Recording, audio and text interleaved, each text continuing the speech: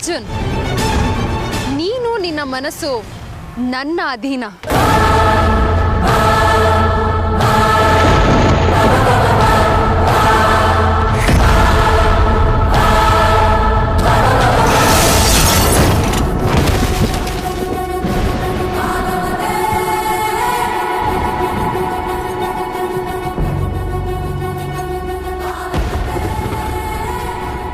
ಅಮೃತ, ಸಮಯ ಸಾಕಷ್ಟು ಕಡಿಮೆ ಇದೆ. ನೀನು ಸಮಯನ ವ್ಯರ್ಥ ಮಾಡೋ ಹಾಗಿಲ್ಲ. ಸರಿಯಾದ ಸಮಯಕ್ಕೆ ನೀನು ನಿನ್ನ ಅರ್ಜುನ್ ಬಂದ್ರೆ ಮಾತ್ರ ನೀವು ನಾಗಲೋಕಕ್ಕೆ ಸೇರೋದಕ್ಕೆ ಸಾಧ್ಯ. ಬನ್ನಿ ಬೇಗ. ಯಜ್ಞಪುತ್ರ, ಕ್ಷಮೆ ಇರಲಿ, ಈಗಲೇ ಬನ್ನಿ ಅರ್ಜುನ.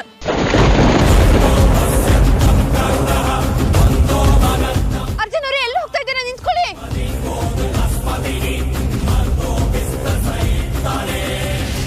ಅರ್ಜುನ್ ಅವ್ರನ್ನ ಕರ್ಕೊಂಡು ಬಂದೆ. ಅರ್ಜುನ್,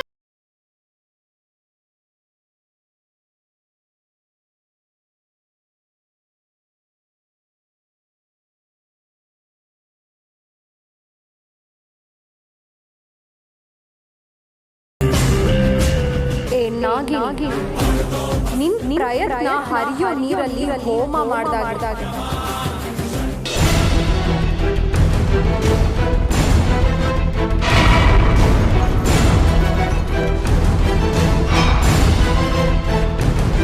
ಅರ್ಜುನ್ ಅವರೇ, ಅರ್ಜುನ್ ಅವರೇ, ಅರ್ಜುನ್ ಅವರೇ, ಎಲ್ಲಿ ಹೋದ್ರಿ ಅರ್ಜುನ್ ಅವರೇ? ಅರ್ಜುನ್ ಅವರೇ, ಎಲ್ಲಿ ಹೋದ್ರಿ?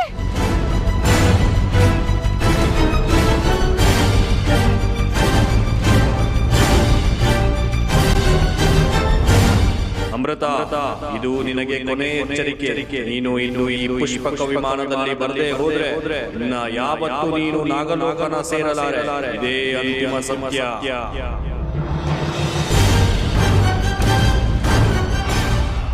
ಅರ್ಜುನ್ ಅವರೇ, ಎಲ್ಲಿದ್ದೀರಾ ನೀವು?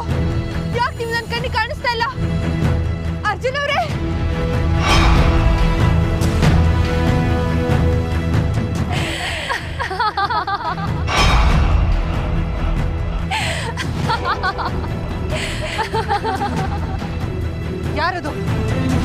ಯಾರದು ಅದೃಶ್ಯ ರೂಪದಲ್ಲಿ ನಗ್ತಾ ಇರೋದು? ಅರ್ಜುನ್ ಅವರೇ, ನೀವೆಲ್ಲಿದ್ದೀರಾ? ನೀವ್ ಯಾಕೆ ನನ್ನ ಕಣ್ಣಿಗೆ ಕಾಣಿಸ್ತಾ ಇಲ್ಲ? ಇನ್ನ ಅರ್ಜುನ್ ನಿನ್ ಕಣ್ಣಿಗೆ ಕಾಣಿಸೋದು ಇಲ್ಲ, ನಿನ್ ಕೈಗೆ ಸಿಗೋದು ಇಲ್ಲ. ಯಾರು ನೀನು? ಯಾಕೆ ನೀನು ನನ್ನ ಅರ್ಜುನ್ ಅವರ ಹಿಂದೆ ಬಿದ್ದಿದ್ಯಾ? ನನಗೂ ನಿನಗೂ ಯಾವ ದ್ವೇಷನೂ ಇಲ್ಲ. ಹೀಗಿರುವಾಗ ನನ್ನಿಂದ ನನ್ನ ಅರ್ಜುನ್ ಅವ್ರನ್ನ ಯಾಕೆ ದೂರ ಮಾಡ್ತಾ ಇದ್ಯಾ? ನಿನಗೂ ನನಗೂ ಯಾವ ದ್ವೇಷನೂ ಇಲ್ಲ, ಆದ್ರೆ ಅರ್ಜುನ್ ಮೇಲೆ ನನಗ್ ವ್ಯಾಮೋಹ ಇದೆಯಲ್ಲ. ಗುರು, ನನ್ನ ಗಂಡ, ಒಬ್ಬರ ಗಂಡನ್ನ ಬಯಸೋದು ನೈತಿಕತೆ ಅಲ್ಲ. ನೈತಿಕತೆನೋ ಅನೈತಿಕತೆನೋ ಅದ್ ನನಗ್ ಗೊತ್ತಿಲ್ಲ, ಅದ್ ನನಗ್ ಬೇಕಾಗೂ ಇಲ್ಲ. ನಾನು ಅರ್ಜುನ್ನ ಪಡ್ಕೊಳ್ಳೋದಕ್ಕೆ ಈ ಲೋಕಕ್ಕೆ ಬಂದಿರೋದು. ಪಡ್ಕೋತೀನಿ, ಅದೇ ಸತ್ಯ. ಆರ್ಭಟಿಸೋ ಅಧರ್ಮ ಒಂದಲ್ಲ ಒಂದು ದಿನ ಅಳಿಲೇಬೇಕು. ನಿನ್ನ ಕಾಗೆ ಗೂಬೆ ಕತೆನ ನನ್ ಮುಂದೆ ಹೇಳೋದಿಕ್ ಬರ್ಬೇಡ. ನಿನ್ನ ನಾನು ಸುಮ್ಮನೆ ಬಿಡೋದಿಲ್ಲ. ಈಗ ನಾನು ನಿನ್ ಕಣ್ ಮುಂದೆನೇ ಇದ್ದೀನಿ, ಆದ್ರೂ ವ್ಯರ್ಥ ಪ್ರಲಾಪ ಮಾಡ್ತಾ ಇದ್ಯಾ. ನಾನ್ ನಿನ್ ಕಣ್ಣಿಗೆ ಕಾಣಿಸೋದೇ ಇಲ್ಲ ಅಂದ್ಮೇಲೆ ನೀನ್ ನನಗ್ ಏನ್ ಮಾಡಕ್ ಸಾಧ್ಯ? ಮಾಡು.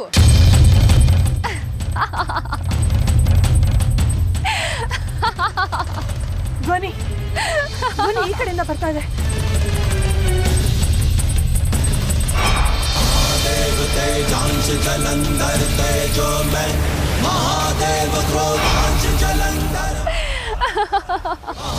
ನೋಡು, ನಿನ್ನ ಕೈ ಮುಗಿತೀನಿ. ನನ್ನ ಅರ್ಜುನ್ ಅವ್ರನ್ನ ನನಗೆ ಬಿಟ್ಕೊಟ್ಬಿಡು. ನಮ್ಮ ಪಾಡಿಗೆ ನಾವು ನಮ್ಮ ಲೋಕನ ಸೇರ್ಕೋತೀವಿ. ಅರ್ಜುನ್ನು ನನ್ನ ಸ್ವತ್ತು. ಅವನು ಜನ್ಮ ತಾಳಿರೋದು ನನಗೋಸ್ಕರ.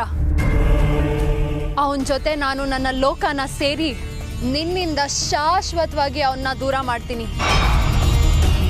ಇದು ಆ ಬ್ರಹ್ಮ ಬರ್ದಿರೋ ಬರಹ ಅಲ್ಲ, ನಾನ್ ಬರ್ದಿರೋ ಬರಹ.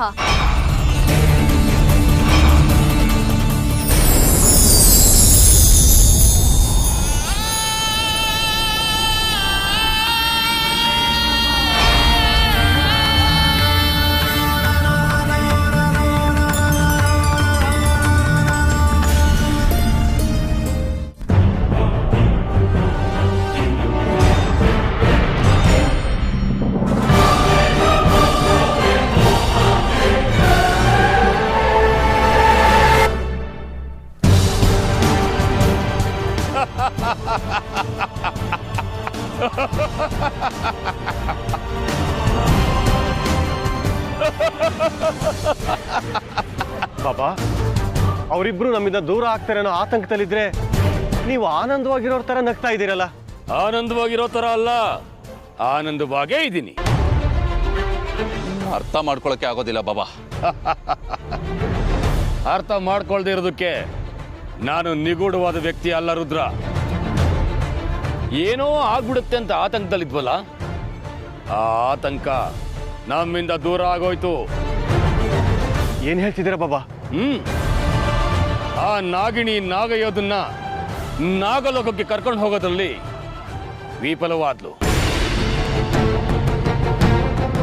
ಅಂದ್ರೆ ನಾಗಮಣಿ ಇನ್ನೂ ಈ ಭೂಲೋಕದಲ್ಲೇ ಇದೆ.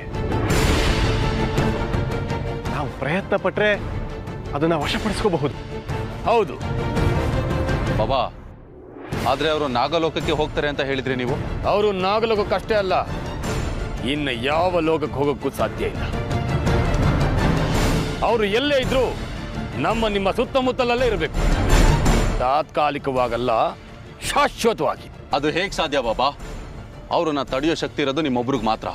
ಅಂಥದ್ರಲ್ಲಿ ಮತ್ತಾರೋ ಒಂದು ತಡೆಯೋದಕ್ಕೆ ಹೇಗೆ ಸಾಧ್ಯ ಹೇಳಿ? ಒಂದು ಶಕ್ತಿ ತಡೆದಿದೆ. ಯಾವ ಶಕ್ತಿ ಬಾಬಾ ಅದು? ಮಾಯಾಶಕ್ತಿನ, ಮಾಂತ್ರಿಕ ಶಕ್ತಿನ, ತಾಂತ್ರಿಕ ಶಕ್ತಿನ, ಅಥವಾ ಸಾತ್ವಿಕ ಶಕ್ತಿನ, ದೈವಿ ಶಕ್ತಿನ? ಅದ್ಯಾವ ಶಕ್ತಿನೂ ಅಲ್ಲ. ಮತ್ತೆ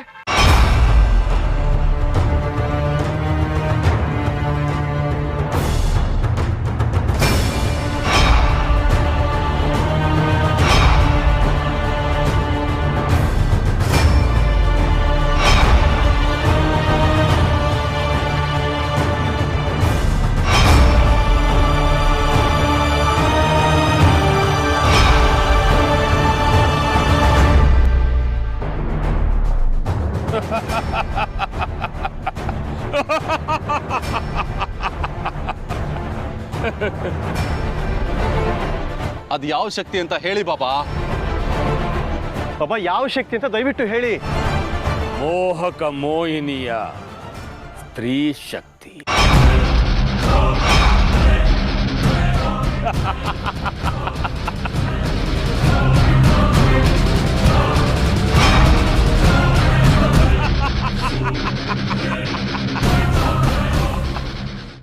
ನೀನು ಯಾರೇ ಆಗಿರೋ, ಯಾವ ಲೋಕದಿಂದನೇ ಬಂದಿರೋ, ನೀನು ಘೋರವಾದ ಅಪರಾಧ ಮಾಡಿದ್ಯಾ. ಇದಕ್ಕೆ ನೀನು ಸರಿಯಾದ ಫಲನ ಅನುಭವಿಸ್ತೀಯ. ಈ ನಾಗಿಣಿಯ ಕಾರ್ಕೋಟಕ ವಿಷಯಕ್ಕೆ ನೀನು ಬಲಿಯಾಗದೆ ಇರೋದಿಲ್ಲ. ನಿನ್ನ ವೇದನೆ ಅರಣ್ಯ ರೋಧನೆ ಅಮೃತ.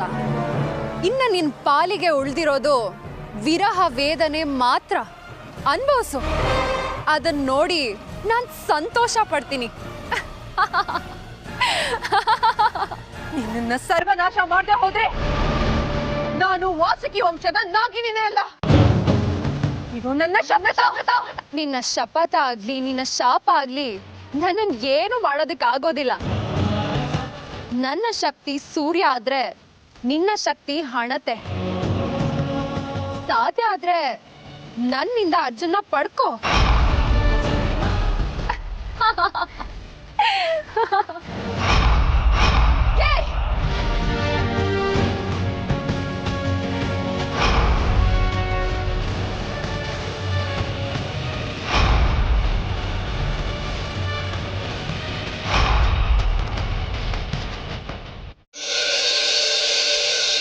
ಹೇಮ, ಯಾಕೆ ಈ ರೀತಿ ಒದ್ದಾಡ್ತಿದ್ಯಾ ನೀನು? ಒದ್ದಾಡ್ದೆ ಇನ್ನೇನ್ ಮಾಡ್ಲಿ ಅತ್ತೆಮ್ಮ? ನಿಮ್ ಮಕ್ಳು ಮಾಡಕ್ ಹೊರಟಿರೋ ಕೆಲ್ಸಕ್ಕೆ ನನ್ ಹೊಟ್ಟೆ ಕೆಂಡ ಸುರಿದಾಗಿದೆ.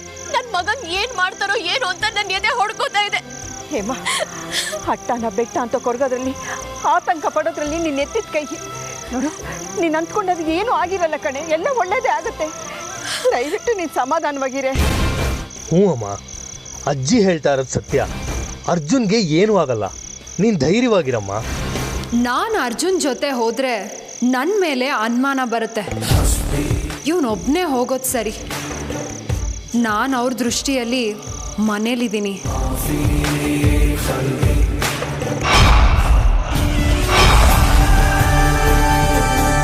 ಅರ್ಜುನ್, ನಾನು ನಿನ್ನ ಜೊತೆಗೆ ಬರೋದಿಲ್ಲ. ನೀನು ನೀನಾಗೆ ಹೋಗಿ ನಿಮ್ಮ ಮನೆಯವರು ಇರೋ ಜಾಗಕ್ಕೆ ಸೇರ್ಕೊ.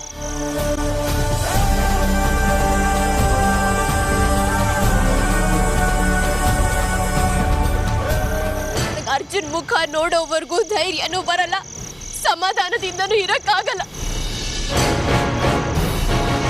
ಎಲ್ಲಿ ನನ್ ಮಗ? ಏನ್ ಮಾಡಿದ್ರಿ ನನ್ ಮಗನ್ನ? ಅವನ್ ಪ್ರಾಣ ತೆಗೆದು ಬಿಟ್ರ? ಸಮಾಧಾನ ಆಯ್ತಾ ನಿಮ್ಗಿವಾಗ?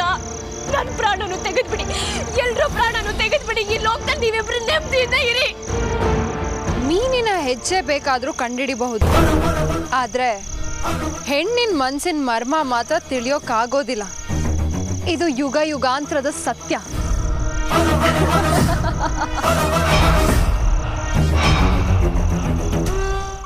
ಅರ್ಜುನ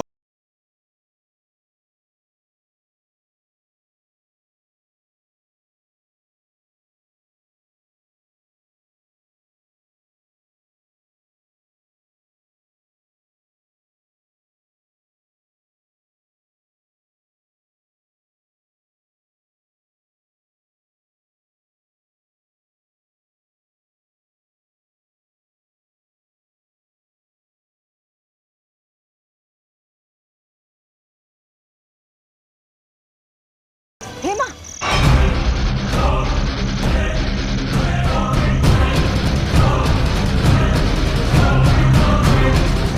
ಅಜ್ಜಿ, ನನಗೇನಾಗಿತ್ತು? ಯಾಕಮ್ಮ ಹೀಗೆ ಕೇಳ್ತಾ ಇದ್ದಾರೆ? ನಿನ್ಗೇನು ಆಗಿಲ್ಲ ಕಂದ. ನಿಮ್ಮ ಅಮ್ಮನ ಬುದ್ಧಿ ಗೊತ್ತು ತಾನೇ ನಿನಗೆ. ಒಂದು ಕ್ಷಣ ನೀನು ಅವಳ ಕಣ್ಣಿಗೆ ಬೀಳಲಿಲ್ಲ ಅಂದರೆ ಏನೋ ಆಗೋಯ್ತು ಅಂತ ಗಾಬರಿ ಪಡ್ಕೋತಾಳೆ. ಅಮ್ಮ, ನನ್ನ ಮಗುನ ನೋಡಿಲ್ಲ ಅಂತ ಧೈರ್ಯನೂ ಇಲ್ಲ, ಸಮಾಧಾನನೂ ಇಲ್ಲ ಅಂತಿದ್ಯಲ್ಲ, ಇವಾಗ ಸಮಾಧಾನ ಆಯ್ತಾ? ಸರಿ, ಹಾಗಾದ್ರೆ ನಡಿ, ಮಗನ ಕರ್ಕೊಂಡು ಮನೆಗೆ ಹೋಗೋಣ.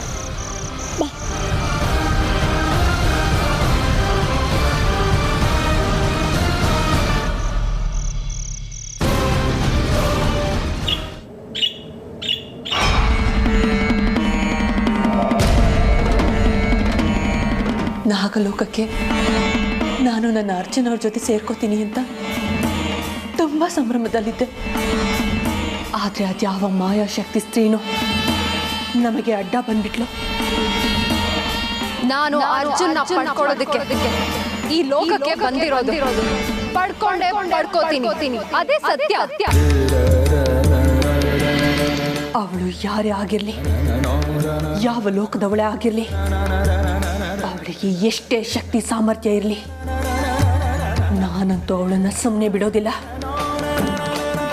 ನನ್ನ ಅರ್ಜುನ್ ಅವರೇ ನನಗೆ ಸರ್ವಸ್ವ. ಅವಳನ್ನು ನಾನು ಉಳಿಸ್ಕೋತೀನಿ. ನೋಡು ನೋಡು, ಇದು ಲೋಕ ಕಲ್ಯಾಣಕ್ಕೆ ಮಾತ್ರ ಉಪಯೋಗವಾಗಬೇಕು. ಯಾರು ಇದನ್ನು ಉಪಯೋಗಿಸುತ್ತಾರೋ ಅವರ ಸಂಹಾರನ ಈ ಚಕ್ರಾಯುಧ ಮಾಡುತ್ತೆ.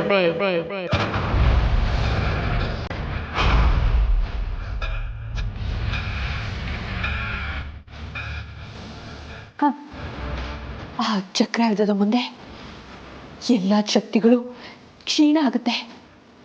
ಅದರ ಸಹಾಯದಿಂದ ನನ್ನ ಅರ್ಜುನ್ ಅವ್ರನ್ನ ಉಳಿಸ್ಕೋತೀನಿ.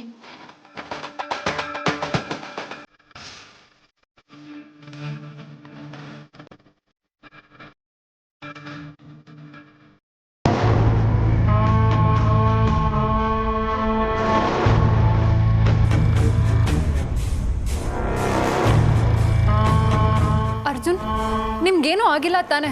ನೀವು ಹುಷಾರಾಗಿದ್ದೀರಾ ತಾನೆ? ನನಗೆ ಯಾಕೋ ಇದೆಲ್ಲ ವಿಚಿತ್ರ ಅಂತ ಅನ್ನಿಸ್ತಾ ಇದೆ. ಯಾಕೋ? ಮತ್ತಿನ್ನೇನಜ್ಜಿ, ಅಮ್ಮ ನೋಡಿದ್ರೆ ಬಂದು ಹೇಗಿದ್ಯಾ ಅಂತ ಕೇಳ್ತಾರೆ. ಮಣಿಯವ್ರು ಬಂದು ನೀವು ಹುಷಾರಾಗಿದ್ದೀರಾ ಅಂತ ಕೇಳ್ತಾರೆ. ಇಷ್ಟಕ್ಕೂ ನನಗೇನಾಗಿದೆ ಅನ್ನೋದೇ ಗೊತ್ತಾಗ್ತಾ ಇಲ್ಲ. ಅಥವಾ ನೀವೆಲ್ಲರೂ ಸೇರಿ ನನ್ನಿಂದ ಏನನ್ನೋ ಮುಚ್ಚಿಡ್ತಾ ಇದ್ದೀರಾ ಅಂತ ಅನ್ನಿಸ್ತಾ ಇದೆ. ಅಯ್ಯೋ, ಮುಚ್ಚಿಡಕ್ಕೇನಿದೆ? ಸುಮ್ಮನೆ ನೀನೇನೇನು ಅಂದ್ಕೋಬೇಡ. ಇದ್ದಕ್ಕಿದ್ದಾಗೆ ಕೋಪ ಮಾಡ್ಕೊಂಡು ಮನೆಯಿಂದ ಹೋಗ್ಬಿಟ್ರು. ಯಾಕೆ ಅಂತಾನೆ ಗೊತ್ತಾಗ್ಲಿಲ್ಲ. ಇಷ್ಟಕ್ಕೆ ನೀನು ಗಾಬರಿ ಆಗಿದೆಯಾ ಮಣಿ? ನೋಡು, ಪ್ರತಿ ವರ್ಷ ನಾಗರ ಪಂಚಮಿನ ಮನೆಯವರೆಲ್ಲ ಸೇರಿ ಆಚರಣೆ ಮಾಡ್ತಿದ್ವಿ. ಎಲ್ಲಿ ವರ್ಷ ತಪ್ಪೋಗುತ್ತೋ ಅಂತ ಅವನಾಗವನೇ ನಾಗಬನಕ್ಕೆ ಬಂದ ಅಷ್ಟೇ. ಹಾಂ. ಓ, ಇಷ್ಟೇನಾ? ನಾನು ಏನಾಯ್ತು ಅಂತ ಗಾಬರಿ ಆಗ್ಬಿಟ್ಟಿದ್ದೆ. ಮದುವೆಗೆ ಮುಂಚೆನೇ ಹೀಗೆ, ಮದುವೆ ಆದ್ಮೇಲೆ ಇನ್ನು ಹೇಗೋ ಅಂತ ಆತಂಕ ಆಗ್ಬಿಟ್ಟಿತ್ತು ನನಗೆ. ನಿನ್ನ ಆತಂಕಕ್ಕೂ ನಿನ್ನ ಬೈಕೋ ಅರ್ಥ ಇಲ್ಲ ಮಣಿ. ಇದೇ ಮೊದಲು ಬಾರಿ ಅವನು ಈ ಥರ ಎಲ್ಲ ಮಾಡ್ಕೊಂಡಿದ್ದು. ಇನ್ನು ಮುಂದೆ ಇದು ರಿಪೀಟ್ ಆಗಲ್ಲ.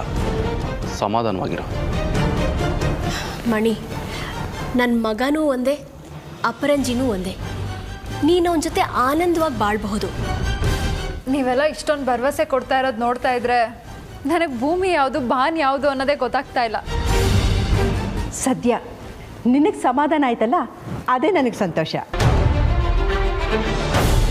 ಅತ್ತೆ, ಪೂಜೆ ಎಲ್ಲ ಹೇಗಾಯ್ತು?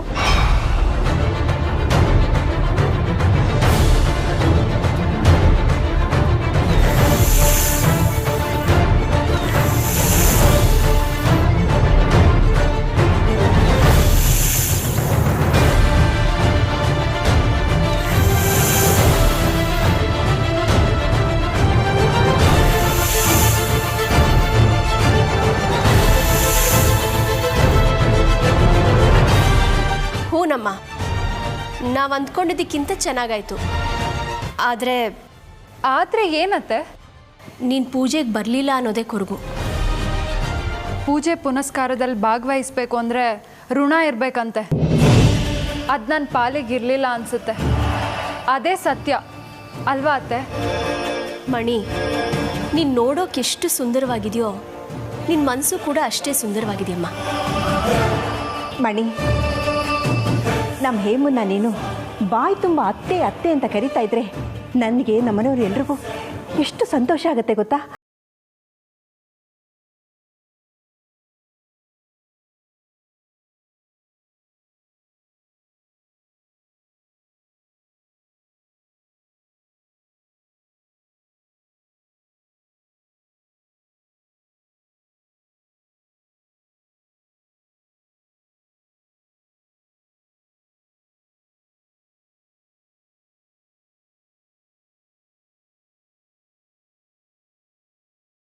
ನಿಮ್ಮ ಮಗನಿಗೆ ಇನ್ನೊಂದು ಮದುವೆ ಮಾಡಿ ಅಂತ ಹೇಳಿದ್ದೆ ಅವರು. ನೀನು ನಮಗೆ ಸಿಗೋಕ್ಕಿಂತ ಮುಂಚೆ ಇಂಥ ದೇವಸ್ಥಾನಕ್ಕೆ ಹೋಗಿ ಇಂಥದ್ದೇ ಬಣ್ಣದ ಬಟ್ಟೆ ಹಾಕ್ಕೊಂಡಿರೋ, ಇಂಥದ್ದೇ ಬಣ್ಣದ ಹೂಗಳನ್ನ ಹಿಡ್ಕೊಂಡಿರೋ, ಇಂಥದ್ದೇ ದಿಕ್ಕಿಗೆ ಮುಖ ಮಾಡಿರೋ ಹುಡುಗಿ ಒಬ್ಳು ಇರ್ತಾಳೆ ಅಂತ ಹೇಳಿದ್ರು. ಹಾಗೆ ನಾವು ದೇವಸ್ಥಾನಕ್ಕೆ ಹೋಗಿ ನೋಡಿದಾಗ ನೀನು ನಮಗೆ ಸಿಕ್ತೆ. ಅಯ್ಯೋ, ಅವನ ರೂಪದಲ್ಲಿ ಬಂದು ಹೇಳಿದ್ದು ನಾನೇ ಅನ್ನೋದು ನಿಮಗೆ ಗೊತ್ತಿಲ್ಲ. ಹೌದಾ ಅತ್ತೆ? ನೀವು ಹೇಳ್ತಾ ಇರೋದನ್ನ ಕೇಳ್ತಾ ಇದ್ರೆ ಅವರು ತ್ರಿಕಾಲ ಜ್ಞಾನಿಗಳು ಅನ್ನಿಸ್ತಾ ಇದೆ. ಅನ್ಸೋದಲ್ಲ, ತ್ರಿಕಾಲ ಜ್ಞಾನಿಗಳೇ ಅವರು. ಹಾಗಾದರೆ ನಾನು ಅವ್ರನ್ನ ನೋಡಲೇಬೇಕು, ನೋಡಿ ಅವ್ರ ಆಶೀರ್ವಾದ ಪಡ್ಕೊಳ್ಳೇಬೇಕು. ನೀವು ಹೇಳ್ದಂಗೆ ಆಶ್ರಮಕ್ಕೆ ಹೋಗೋಣ ಅತ್ತೆ. ಸರಿಮ್ಮ, ಹೋಗಿ ವಿಶ್ರಾಂತಿ ತಗೊಳ್ಳಿ.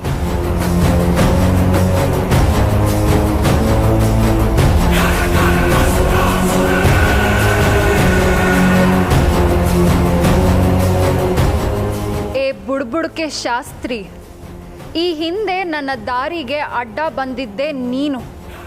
ನಾಳೆ ನಾನು ನೀನು ಮುಖಾಮುಖಿ ಆಗ್ತಾ ಇದ್ದೀವಿ. ನಿನ್ನ ಶಕ್ತಿ ದೊಡ್ಡದಾ ನನ್ನ ಶಕ್ತಿ ದೊಡ್ಡದಾ ಅನ್ನೋದನ್ನು ನಾನು ನೋಡೇ ಬಿಡ್ತೀನಿ.